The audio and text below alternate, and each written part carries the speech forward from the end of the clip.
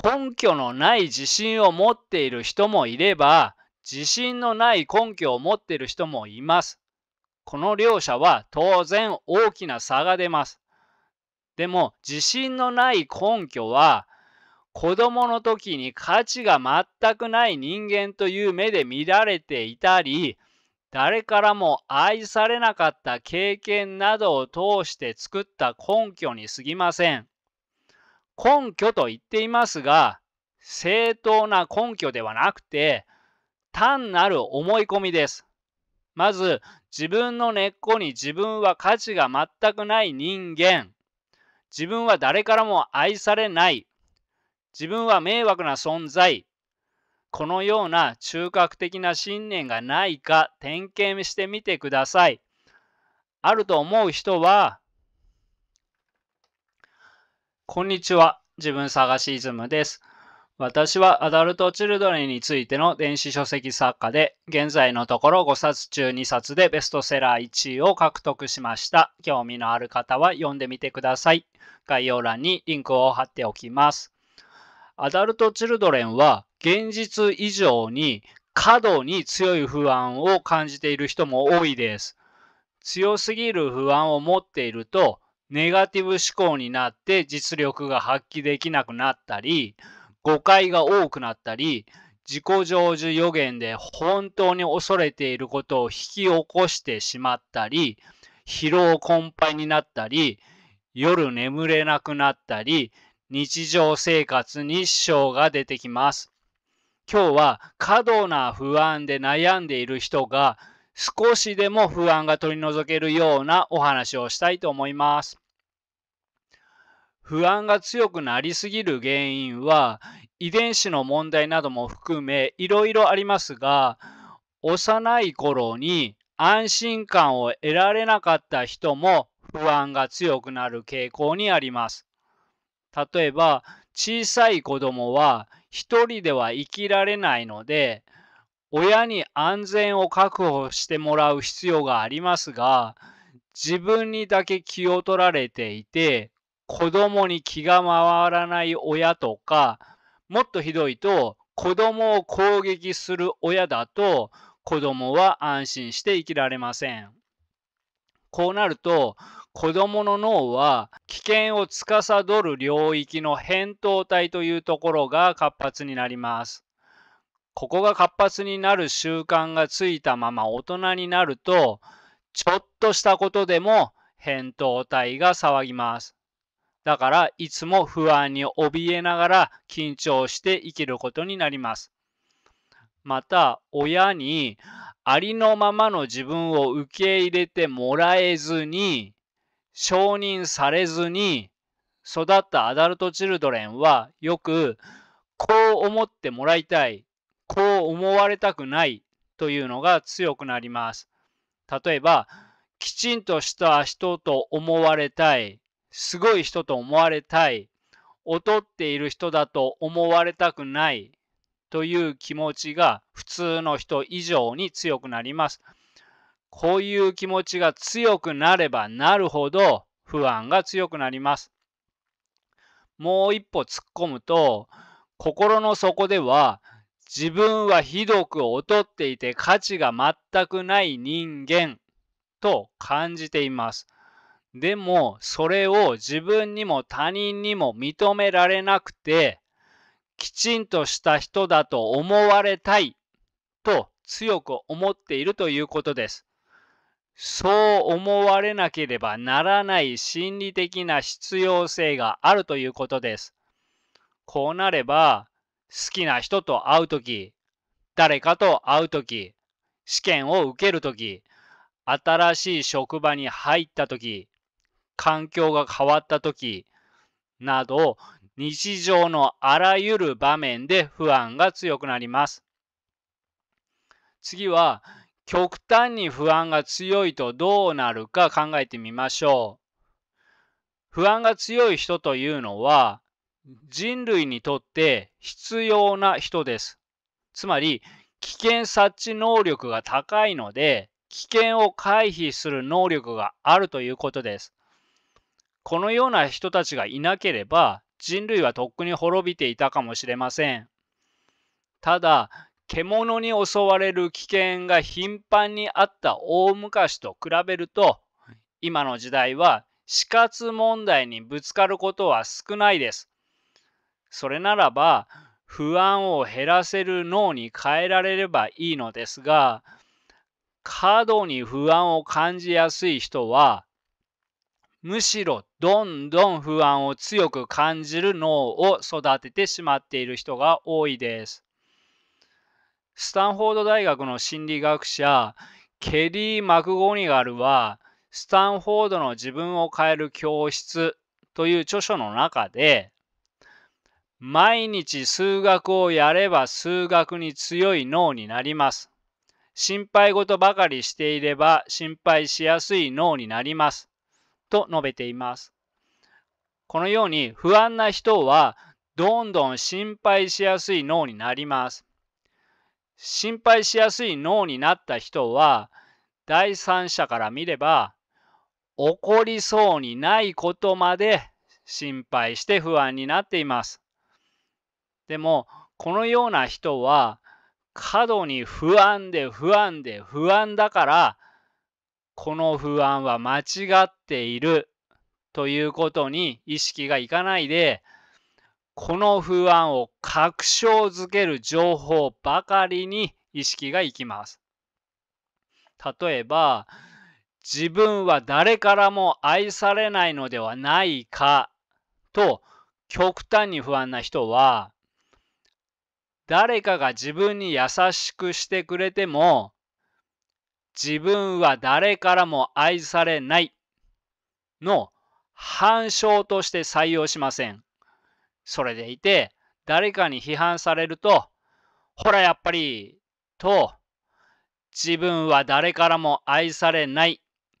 という思いの確証として採用します。だから、どんどん不安は強化されていきます。これは、誰かに批判されて、ほらやっぱり、と確信したケースですが、誤解することも多いです。過度に不安な人は危険に敏感で瞬時に危険を察知できる能力は高いですが、その分間違えることも多いということです。例えば、心の底で自分は役に立っていないのではないか、自分は迷惑な存在なのではないかと、自分の存在に過度に不安であればあるほど、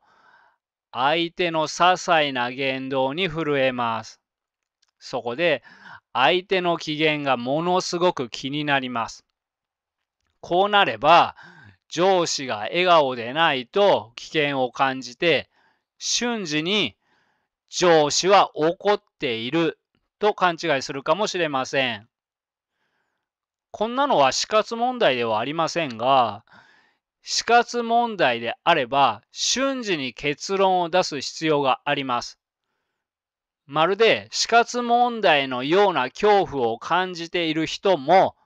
瞬時に結論が出ます。じっくりいろいろなことを観察してあらゆることを考慮して結論を出すのではなく、瞬時に結論を出すので間違いも多いです。あるいは同僚に挨拶をしたときに目を合わせてくれなかったら即嫌われていると間違って結論付けるかもしれません。また、過度に不安な人はその不安を通して世界を見るから、怖い人ではない普通の相手でも怖く感じたり、すぐに嫌われるのではないかと怯えたり、すぐに自分は恥をかくのではないかと怯えます。怯えれば怯えるほど実力は発揮できません。過度な不安から、こうしなければ、こうならなければ、成功しなければという心理的必要性が強ければ強いほど、できることもできなくなってしまいます。できることもできなくなるということは、パフォーマンスが落ちるだけではなくて、挑戦もできなくなるし、今の状況から抜け出すことも難しくなってしまうということです。極度な不安からリスクを負うことが怖いので、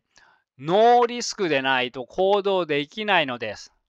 世の中、ノーリスクでリターンのあることなどあまりないので、これは現状から動けないということです。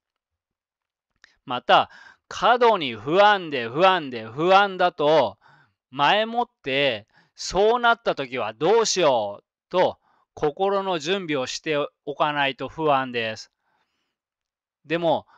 嫌われていたらどうしようと心の準備をしておくと、自己成就予言が起こりやすくなります。自己成就予言とは、間違ったことであっても、それを信じて行動していると、事実ではなかったことが本当に現実になってしまうことを言います。例えば、同僚に嫌われていなくても、嫌われていると思い込むことによって、その人に話しかけづらくなって、挙動不審になって、距離を置いて、相手に不信感や不快感や気まずさを与えて、本当に嫌われていくということがあります。さらに、過度に不安な人は、危険に敏感な人でもありますが、このような人は熟睡していられません。ちょっとした物音でも目を覚ます必要があります。そして、なかなか眠れなくなると、持ち前の不安が作動して、早く寝なければ、明日大変だと焦れば焦るほどなおさら眠れなくなります。不眠も自己成就予言が絡みやすいです。例えば、また今日も眠れないだろうと思っていると、そして早く寝なければと焦っていると、神経が高ぶって本当に眠れなくなるということもありがちです。では、過度に不安な人はどうすればいいかということですが、人によっていろいろな原因が絡み合っているので、すべての人に共通な一つの方法があるわけではありません。自分に合うものがあるかどうか考えてみてください。まず、不安や心配はあるのが正常なので、ゼロにするというのが目標ではありません。行き過ぎている不安を現実に合わせるというのが目的です。では、無意識から考えてみましょう。例えばの話ですが、無意識に親への憎しみを抑圧している人は、でも無意識なので、自分では憎しみがあると気づいていません。気づいていないものなので、得体の知れないものとしておきますが、その得体の知れないものが日常生活でちょくちょく顔を出してきます。つまり、なぜか、あの人も憎い、この人も憎いということです。同じように、自分という存在に不安で、でもその自分を認めたくない人は、意識しないでいいように無意識にしまうことになります。このようにして無意識に不安を抑圧した人は、その得体の知れない不安がちょくちょく顔を出します。あるいは不安を合理化する人もいます。例えば、会社内で役に立っていないと感じて不安。でも、その自分の不安を正面から見ると、自分は劣っているということを認めないといけない。それはきついので、俺は出世には興味がない。俺は社畜にはなりたくない。と合理化して自分を守る解釈をしていると、うまく処理したつもりでも、無意識には得体の知れない不安が置き去りです。このように得体の知れない不安があると、脳はその得体の知れない不安に理由をつけないといけません。だから日常で何かがあると、例えば税金が上がれば、得体の知れない不安の理由は税金が上がったせいだとなり、ものすごく不安になります。意識では税金のせいだと思っていますが、本当は得体の知れない不安のせいなので、税金が上がったという事実以上に不安です。同じように、上司が変われば不安、恋人が笑顔でないと不安、ウイルスが流行ればものすごく不安、あれも不安、これも不安ということになります。第三者が見て、現実以上に不安で不安で不安な人は、これの可能性もあります。自分が認めたくないことを認めると、行き過ぎた不安から解放されることがあります。次に、自分が自分を受け入れていない問題もあります。この動画でここまでに取り上げてきた不安、つまり自信が持てない根拠ですが、自分は価値が全くない人間、自分は誰からも愛されない、自分は役に立たない存在、自分は迷惑な存在、自分は劣っている。こういうのも全部自分を受け入れていないところから来ています。根っこにこういう自信が持てない根拠があれば、思考は根っこを通して作られるので、ネガティブな思考をします。そのネガティブ思考によって不安は大きくなっていきます。つまり、不安で悩んでいる人は、自分の価値を示せるかどうか、自分は劣っていないか、自分は嫌われないか、このように他人の目を気にして悩んでいる人も多いですが、価値を示せないことや他人の期待やプレッシャーが本当の問題なのではなくて、本当の問題は自分を受け入れていないことと、そこから来るネガティブ思考です。この自分でも頑張って生きてきた。よく頑張っている。この自分でいいんだ。と思えている人は、仮に劣っていても悩みにも過度な不安にもなりません。自分を受け入れている人でも成功するかどうかで不安になることはあります。でも自分を受け入れていないアダルトチルドレンは、そのような正常の不安ではなくて、自分が相手に嫌われないだろうか、自分は周りに低く評価されていないだろうか、というする必要のない不安をして、疲労困憊になったり、実力が発揮できなくなったり、自己成就予言になったりしています。過度に不安な人は、自分を受け入れる努力をすることと、その根っこの自信のない根拠を書き換える必要があります。この世の中には、根拠のない自信を持っている人もいれば、自信のない根拠を持っている人もいます。この両者は当然大きな差が出ます。でも自信のない根拠は、子供の時に価値が全くない人間という目で見られていたり、誰からも愛されなかった経験などを通して作った根拠に過ぎません。根拠と言っていますが、正当な根拠ではなくて、単なる思い込みです。まず、自分の根っこに自分は価値が全くない人間、自分は誰からも愛されない、自分は迷惑な存在、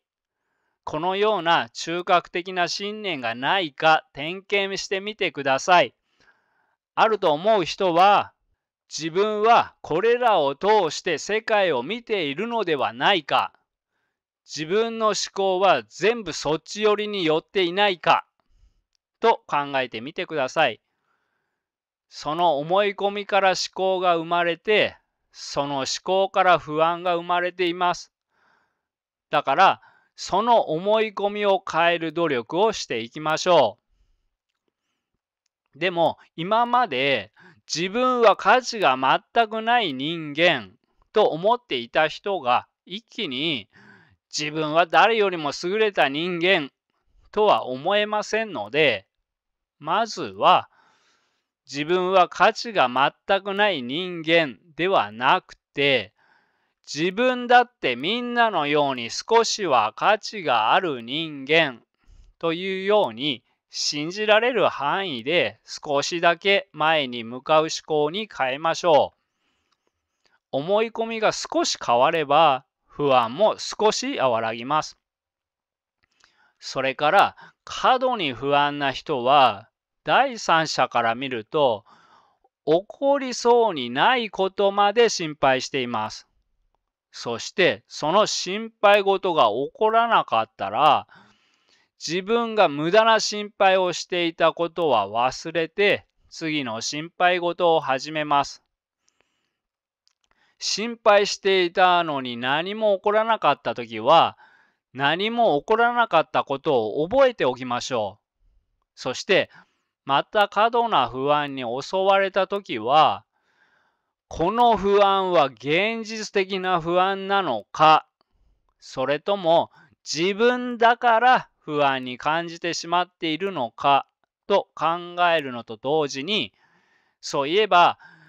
あの時も過度に心配していたけど何も起こらなかったよなと思い出しましょ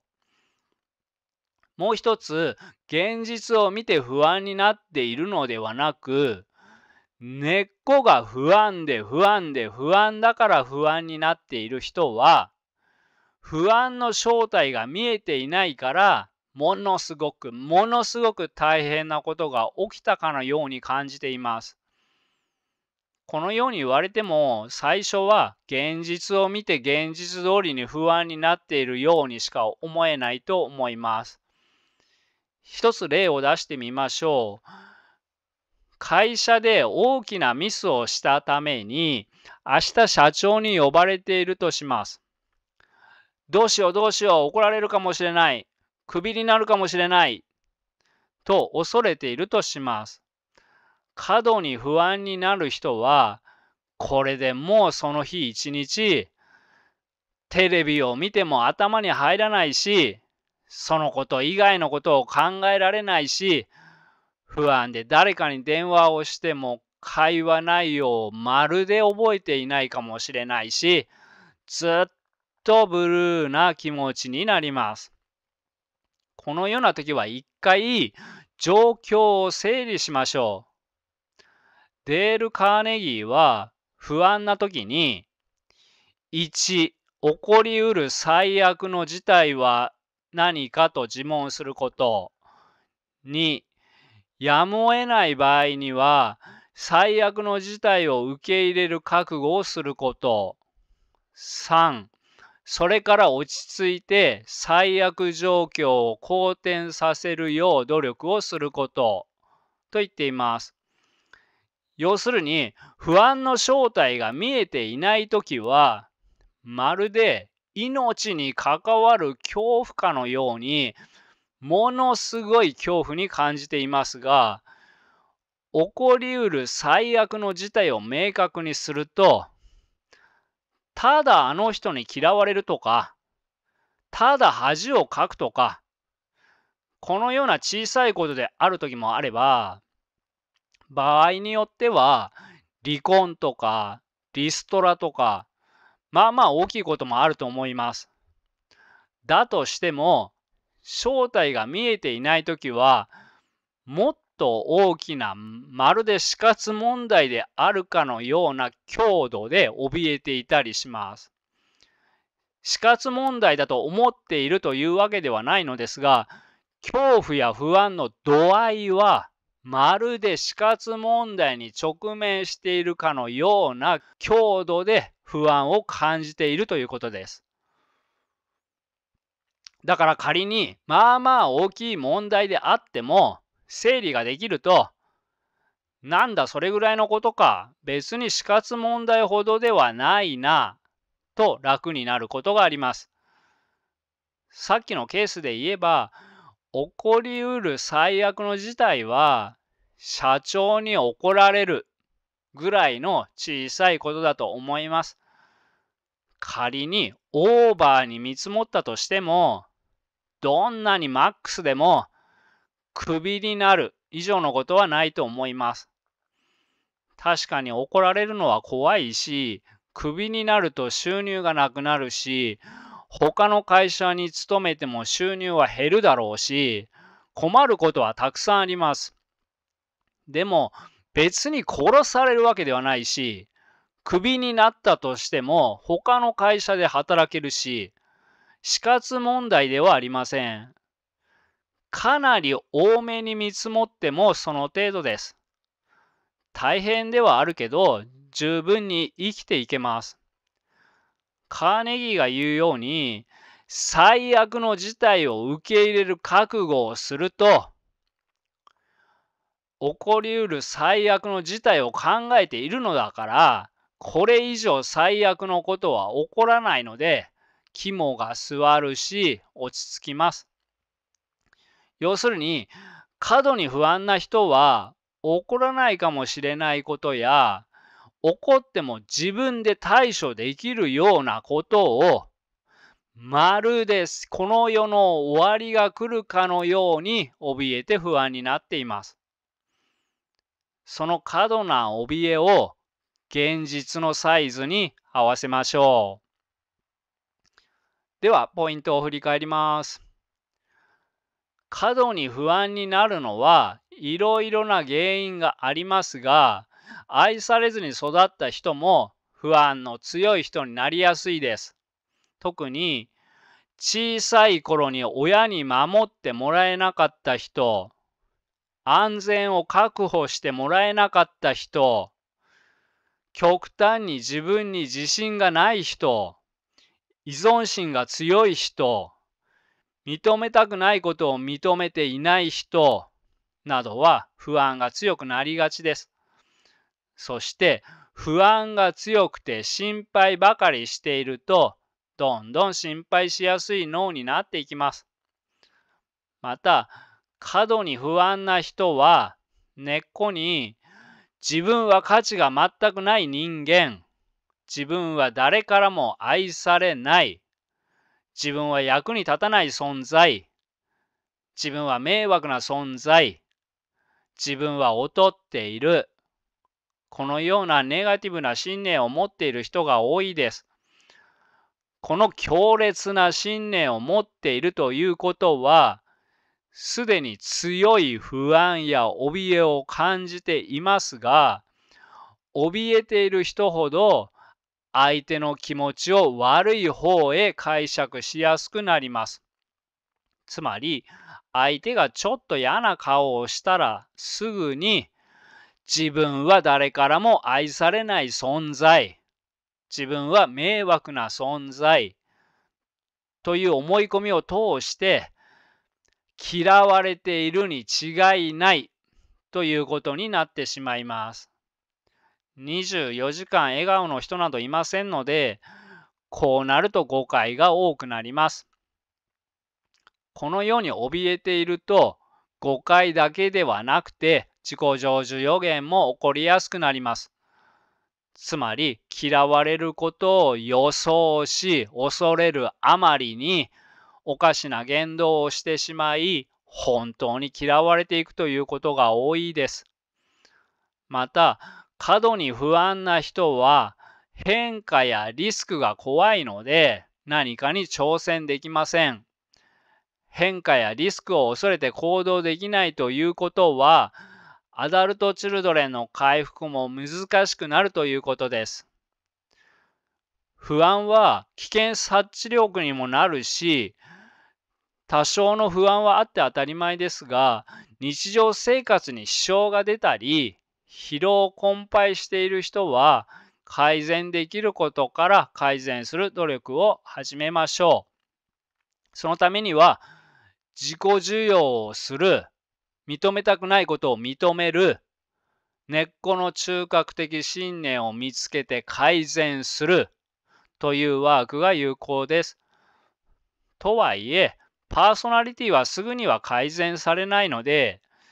それまでの間に過度に不安になった時には、自分は何に怯えているのか、本当にそれは現実的な不安なのか、もしそれが起きたら最悪の事態はどうなるのか、そうならないために、あるいは軽くするために、自分は何ができるかと考えてみてください。待ちの姿勢でただ心配しているだけではなく、自分からできることをすることで不安はだいぶ和らぐことがあります。このような方法で自分を落ち着かせてみてください。また、自信のない過度に不安な人は、周りがこうだったから自分もこうなるだろうと、他人と自分は別人なのに余計な心配をしがちです。他人が失敗したからといって自分の成功率が下がるわけではありません。他人がウイルスにかかったからといって他人の例は自分とは関係ありません。では、すぐにできることのコーナーですが、このコーナーは動画の一番最後にその日話した内容の中ですぐにできることを考えてから終わることにしています。今日の内容のすぐにできることは、思考と距離を取ろうということです。どういうことかというと、過度に不安な人は、正体のわからないものに怯えていたり、間違った思考をしています。でも思考と距離が近いので、その間違いに気づけません。なので、過度に苦しくなったときは、なんでこんなに苦しいんだろうと考えてみてください。そして自分の感情や思考をノートに書いてよく観察してみてください。例えば、胸が締め付けられそうで苦しい、ご飯が美味しくない、何かに怯えているようだ、と書いたとします。そしたら、これは不安なのかな、それとも恐怖なのかな、どちらかというと不安だな。何についての不安だろう。あ、そうだ、将来についての不安だ。なるほど、将来についての不安が今ここにあるんだ。と、思考と距離をとって正体をはっきりさせましょう。はっきりさせると落ち着いてくることがあります。また、思考と一体の時は、その思考は自分自身のように感じます。思考と距離をとって俯瞰してその思考を観察することで、思考は自分自身ではないということが理解しやすくなります。自分自身ではないのだから、変えたければ変えればいいのです。そして、今までどんな不安も消えていった。だから私は今も生きている。ということは、どっちみち今のこの不安もいずれは消え去っていくということだ。と考えてみてください。過度な不安を克服するには自分を受け入れること、認めたくないことを認めること、根っこの思い込みを変えることなどもとても重要です。そう言われても、この動画だけだとどのように自分を受け入れればいいのか、変えていけばいいのかなどがわからない人もいると思います。それらについては、アダルト・チルドレンは自己需要から始めよう。アダルト・チルドレンは抑圧している無意識を意識化しよう。アダルト・チルドレンの中核的信念、内的作業モデルなどの動画を参考にしてください。他にも関連動画や再生リストをいくつか概要欄にリンクを貼っておきます。はい、最後までご視聴ありがとうございました。では仲間の皆さん、よかったら高評価、チャンネル登録をお願いいたします。バイバイ。